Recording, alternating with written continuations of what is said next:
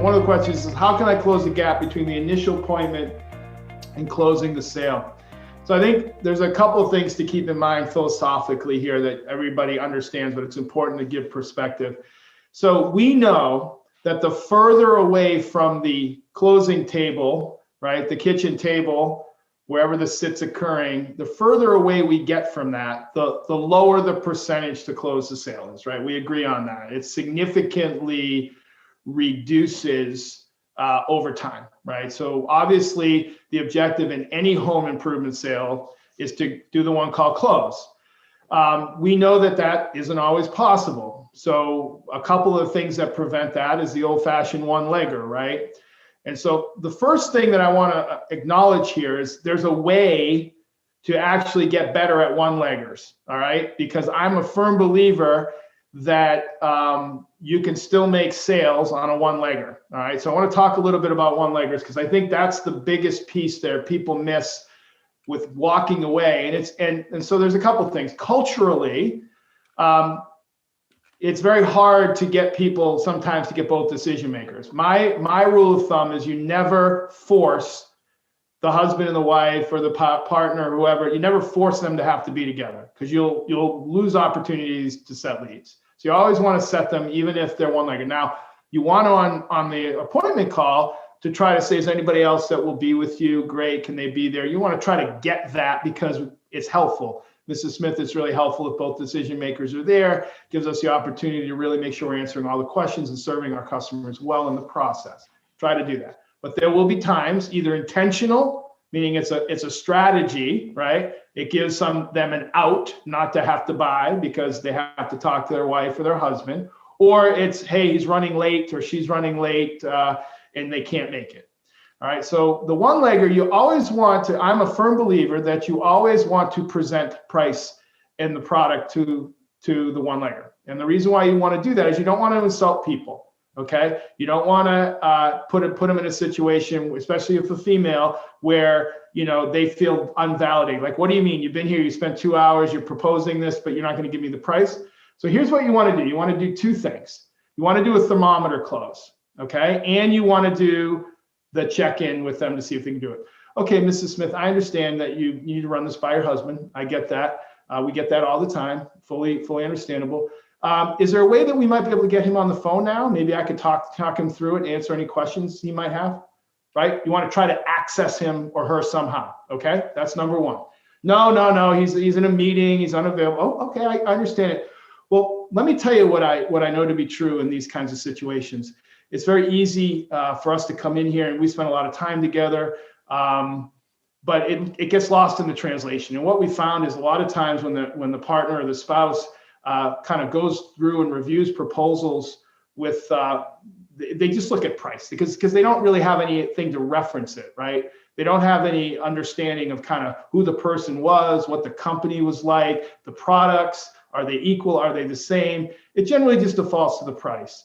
And so one of the things I'd love to be able to do here is help you work to describe this to your husband or wife so that we can kind of get a perspective of where we are. Is that fair? Great. So then you do the thermometer close. On a scale of 1 to 10, with 1 being, I couldn't wait to get that jerk out of my house, to 10, there's no other way we're not doing business. We're absolutely doing business with this company. Where are we at? Oh, we're at an 8. Okay, that's good. What do we need to do to get to a 10?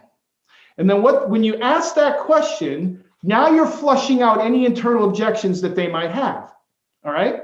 And they're going to tell you something that then you're going to be able to overcome, and whatever that might be, you want to get to a 10. Now, you get this all the time.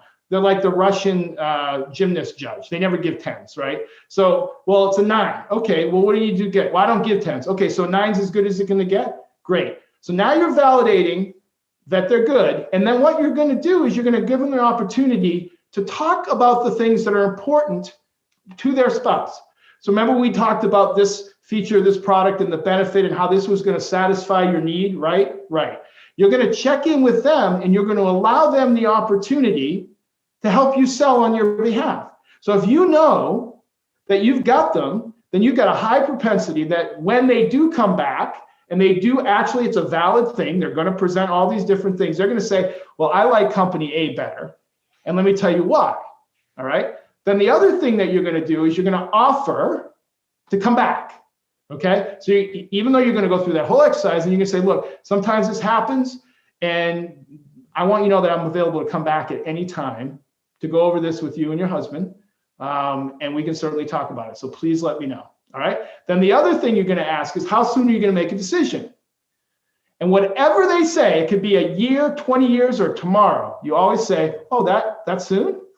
And you smile. And the reason why you do that is you want to engage them in a way where you're going to immediately then follow up and say, great. Well, okay, so on Tuesday, great. So can I call you Tuesday afternoon? Is 3 o'clock or 4 o'clock better for you? Well, he doesn't get home until 6. But didn't you say you weren't going to make the decision by then? Well, we're going to, okay, all right. So can I call you at 6? Great. I will call you at 6. So here's what's happening. All right. The gap between the initial appointment and closing the sale. First of all, you're trying to make sure you understand and you're gaining commitment. So it's a one-legger. I went through all of that, and that's the biggest thing that people do, right? You leave the house because they can't make a decision because they got to talk to their spouse, right? Number one thing. So you've got that down. But even if you get to a point where there's 2 of them and they just like, hey, we just can't make the decision. We're getting 2 other estimates. We got to wait. Okay, when are you going to make the decision? Oh, that's soon. And then lock in a follow-up time. And here's the thing. As a salesperson, you've got to put that on your calendar. That's an appointment that you're making. It's a follow-up appointment, okay? Now, again, you always want to try to qualify where you're at. So if we're getting other appointments and we're getting other estimates, I always like to ask the question, so what are you looking to see from other potential vendors, other potential companies that you're not seeing in us or me? Okay? Because here's the thing.